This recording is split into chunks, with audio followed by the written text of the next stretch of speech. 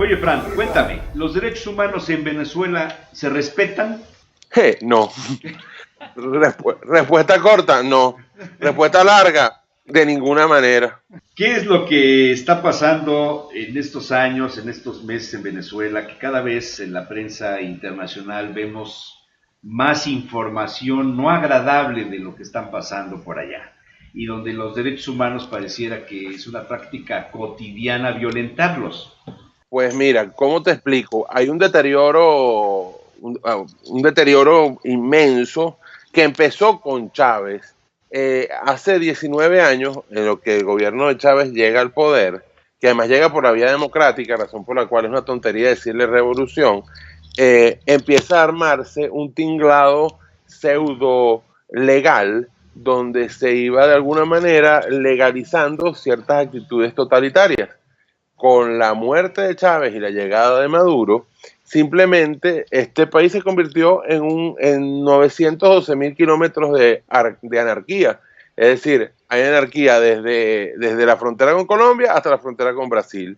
Y esa anarquía y el sentido de que se pierde el respeto de la ley es terrible para uno. Yo soy hijo de abogados y gente que era sumamente observante de la ley. Mi papá, mi mamá fueron jueces, fueron profesores universitarios en el área del derecho y en mi casa la ley se respetaba mucho. Aquí tú le dices a alguien, te voy a demandar y se ríen en tu cara. O tú le dices a un policía o a la Guardia Nacional Bolivariana o peor, a alguien del ejército, le dice, mira, estás violando mis derechos y se pueden reír en tu cara, pues. Qué barbaridad. O sea, ahí no hay un marco jurídico para nadie. ¿Impera la ley de la selva o cómo? Sí, peor que la ley de la selva, porque yo diría más bien que la ley del mar profundo, porque te come un tiburón y tú no sabes quién fue, te come una ballena y tú no sabes quién fue. Te pongo un ejemplo muy tonto. Durante los 4 meses de protesta que hubo acá entre abril y julio del año pasado, hubo un caso que lo vi, como la Guardia Nacional Bolivariana golpeaba salvajemente a un ex general de la Guardia Nacional, es decir, a un superior de ellos en el retiro, pero igualito no les importó. Aquí hubo, bueno, no más hace 3 semanas, hubo una cosa que es muy difícil de explicar para una audiencia internacional, porque nuestra historia actual venezolana es como un reality show continuado, donde una locura tapa otra locura, donde otra locura más grande tapa la siguiente locura, y para ustedes que están fuera es como, vaya, si ustedes se pierden un capítulo de esta novela que vivimos en el día a día venezolano, no me van a entender la magnitud de las locuras. Un efectivo militar se robó un helicóptero en junio del año pasado. No, no lanza, o sea, lanza unas granadas aturdidoras de esas que hacen ruido y lanza unas proclamas anti-Maduro. Se desaparece, entra en la clandestinidad y luego aparece en varios eventos puntuales. Se robó unas armas, eso sí, en diciembre, cosa un poco más grave, pero total que en enero empieza a transmitir su ejecución extrajudicial por Instagram. Pero algo importante, los medios de comunicación, ninguno dijo nada. Ninguno se le ocurrió mandar un reportero, ninguno, porque tenemos la ley Mordaza, bueno, la ley de supuestamente responsabilidad en medios de comunicación, que prácticamente nos ata a todos. Esta conversa que estoy teniendo yo con ustedes no la puedo tener en un programa al aire aquí porque de inmediato lo cierran. Eso es lo que te quería preguntar, Fran. Bueno, para los que nos acaban de ver o se involucraron en este momento con el programa, estamos hablando hasta Venezuela con el periodista Fran Monroy, que lo vamos a tener periódicamente colaborando con nosotros. Fran, se viola mucho la libertad de los periodistas también, es decir, la libertad para poder informar y expresarse.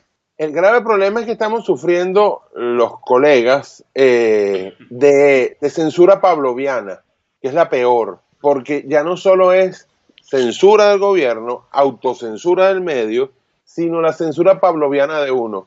Cuando le dicen, mejor no hablo de eso porque me van a meter en un problema. Y es terrible porque las redes sociales, básicamente Twitter, ha sido el gran medio amplificativo informativo de nuestro país. Y teniendo tecnología aquí y teniendo unos canales de televisión medianamente bien equipados, es muy difícil. La gente prefiere ir a las redes sociales porque, bueno, ahorita no más, a las 8 de la mañana, hora de Caracas, 8:50 hora de Caracas, ocurrió una situación muy confusa en el metro, en la estación Plaza Venezuela, que es la estación más poblada, o sea, que más usuarios tiene, porque se conecta con varias líneas. Hubo un disparo y hubo gases lacrimógenos. Y según la cuenta oficial del Metro de Caracas en Twitter, dice que un usuario saboteador activó una bomba lacrimógena. Bueno, y yo digo que las bombas lacrimógenas se consiguen en la farmacia o se consiguen, y los videos que empiezan a salir de los usuarios indican que algo más pasó. Pero al día de hoy, o sea, al momento de hoy, 3 horas después del evento, no sabemos qué pasó. Qué barbaridad. O sea, no hay una información, digamos, inmediata de lo que pasa en los noticiarios de radio, esto en la televisión, no hay una cobertura, vamos. No nos dejan, porque hay dos leyes que nos atan. La ley de responsabilidad social en radio y televisión, que dice que esos eventos generan zozobra y que generan pánico en la población, y también ahora tenemos la ley del odio. Entonces, si alguien me declara a mí en vivo que, por ejemplo, fuera Maduro, por ejemplo, estamos incitando al odio y podemos ser presos el medio de comunicación y no el que emitió la opinión, lo cual, por supuesto, también viola el Código Penal venezolano. O sea, ¿cómo te explico? Es muy difícil de explicar esta locura. Sí, pero es una censura total. Ahora, Fran Monroy, hace unas semanas en México se lanzó una noticia sobre la pinta de bardas en favor de López Obrador en Venezuela. ¿Sabes algo de eso? Mira, yo te voy a ser sincero. Yo creo que ahora en Venezuela, ahora cuando quieren perjudicar a un candidato, que no sé si es lo que pasa con López Obrador, porque además no me quiero meter en política mexicana que no conozco, o no conozco más allá de lo que veo en los noticieros mexicanos que se ven acá en Venezuela. De alguna manera, cuando quieren perjudicar a un candidato, lo quieren acusar de que es promovido o apoyado por el chavismo.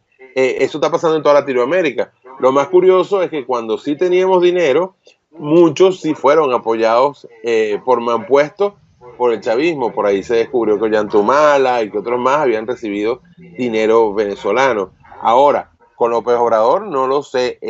Sí creo que las pintas no fueron en Venezuela, sino al contrario, que fueron de alguna manera en México. Eso es lo que tenía entendido yo. Ya, muy bien. Pues, Fran, no sé si quieras comentar algo más. Primero que es un placer estar al aire con ustedes, que además me encanta poder conversar con ustedes y que yo espero que de alguna manera muy pronto Venezuela pueda salir de esto, porque yo me siento como un monito de circo. Cuando nos miran como país, así como que, ay, qué locuras que pasan allá, ay, qué barbaridad que pasan allá. Y espero que como sociedad los venezolanos evolucionemos, porque fuimos la democracia más fuerte del continente, fuimos una economía sólida y consolidada durante más de 40 años, y la verdad da mucho dolor ver los índices de pobreza y miseria que estamos viendo sin que haya realmente una razón para ello. Cierro con una reflexión muy sencilla. En este momento, según la cotización del dólar paralelo, el salario mínimo venezolano está en $1 mensual. Wow. Oye, hay un amigo que está en el panel con nosotros aquí, que es político, que es analista también, Humberto Aguilar Coronado, y quiere comentarte algo, Fran. Adelante, bienvenido. Gracias, Fran, muy buenos días. Oye, a mí me parece muy interesante esta participación tuya porque se da a conocer lo que muchos conocemos por redes sociales, por algunos medios de comunicación, de lo que está pasando en tu país. Yo soy un firme creyente de que Venezuela volverá a la institucionalidad Pero también creo que el ejemplo de Venezuela en nuestro país debemos de estar muy atentos para que no suceda, porque yo como tú creo que este no es un movimiento revolucionario, porque si llegó por la democracia, pues también los ciudadanos tienen una gran responsabilidad en ello, que me parece que ya la pagaron durante más de 20 años. Y en esta lógica, creo que el movimiento que hacen varios compatriotas tuyos en el extranjero de difundir lo que está pasando es fundamental. Nosotros invitamos a un exiliado político que fue líder del grupo parlamentario hace muchos años, cuando me parece que estaba gobernando Caldera, que fue el último presidente, digamos, demócrata en esos momentos. Gustavo Tarre Briceño, no sé si ¿cómo no? tú lo recuerdes, y la verdad es que tuvo una gran exposición y dejó aquí las antenas muy paradas para estar precisamente atentos a lo que sucede en Venezuela y ver que en nuestro país por lo menos se tenga la certeza de que si sucede algo, ya había experiencia internacional sobre este asunto, Fran. Menos mal que invitaron a alguien como Tarrebriceño, que por cierto, su hija Mariana estudió Derecho conmigo y su sobrina Isabel estudió Comunicación conmigo. De alguna manera, creo que en este momento, tanto Colombia como México están en un trance que pudiera experimentar, como quien dice, un chavismo light con sus variantes. Y eso, como ciudadano que ya vio la película, me asusta muchísimo. Yo insto a los colombianos, a los mexicanos, a que razonen sus votos siguientes. Y hay algo que me asusta también, es que veo en ambas sociedades específicamente muy atomizados los grupos electorales. Es decir, hay 4 o 5 grupos o partidos con más o menos el mismo peso en porcentaje. Y eso me preocupa, porque al no haber de alguna manera un partido con demasiada ventaja, pudiera venir un outsider, y el outsider fue lo que nos mató acá. O sea, Chávez nos mató como cuando salió en el outsider del 98. Y les tengo una anécdota, aunque yo debo estar saliendo para otra radio en un momentico, pero no importa. Esa anécdota va de regalo. Fíjense, yo en 1998, por esta época, justamente hoy, hace 20 años, el doctor Rafael Caldera fue a inaugurar la Serie del Caribe en Puerto La Cruz, acá en Venezuela, precisamente en juego contra México. Fue a pasear al estadio Alfonso Chico Carrasquel, allá en Puerto La Cruz, la candidata Irene Sáez Conde, que había sido Miss Universo 1981. En ese momento, Irene tenía la preferencia en las encuestas, pero muy ampliamente, prácticamente era la próxima presidenta de Venezuela. Ella estaba apoyada por el Partido Social Cristiano Copey, partido en que, por cierto, militó Tarrebriceño, y como detalle interesante, y de alguna manera parecía que ella era la próxima presidenta en ese febrero del 98. ¿Qué pasó hacia abril, mayo del 98? Los ADECOS, el otro partido grande de los 40 años de democracia estable en nuestro país, tenía un candidato muy malo, que era su secretario general, Alfaro Ucero. Y Alfaro Ucero no salía del 8% en las encuestas. Ellos pensaron que era una buena idea utilizar el pánico anticastrista que había aquí en Venezuela, y empezaron a poner en medios de comunicación, sembrar encuestas que decían que Chávez estaba creciendo. En ese momento Chávez tenía un 2%, estoy hablando de abril-mayo del 98. Lo cómico fue que Chávez se creyó esas encuestas sembradas, empezó a hacer campaña en función de esas encuestas sembradas, y después fue una ola de nieve que no pudo pararse. En septiembre, en octubre, Chávez dominaba las encuestas, y en diciembre, antes de las elecciones, una semana antes de las elecciones, ADE y Copey, como que dicen, abdicaron sus candidatos en favor de Enrique Salas Romer del naciente proyecto Venezuela, y perdieron y le dieron una paliza y se eliminó, como quien dice, las instituciones democráticas de este país. En el 2000 se hizo unas elecciones de una constituyente, en el 99 mejor dicho, y ahí se fregó el país porque empezamos como les dije, a tener un tinglado de leyes. Venezuela en este momento es como una selva tropical lluviosa. Los que estamos aquí no vemos la luz, no respiramos el aire porque en las matas no nos dejan ver más arriba lo que hay. Hay que cortar de manera legal esos bambucos que nos tienen fregado el oxígeno y la luz del sol para volver a ver el bosque completo como es. ¿Hay esperanza? Mira, yo todavía creo que sí.